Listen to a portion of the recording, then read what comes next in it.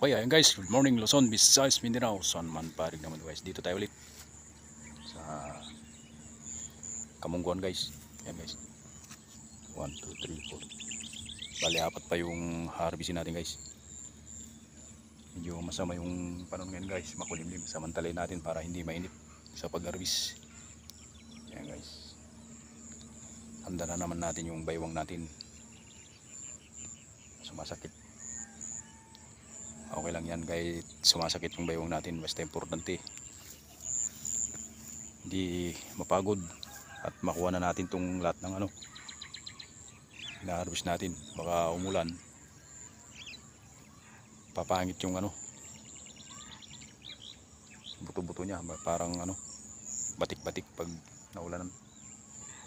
Okay, thank you for watching guys. Sana di kayo magsawa sa video. Start na ako mag-harvest. Alright.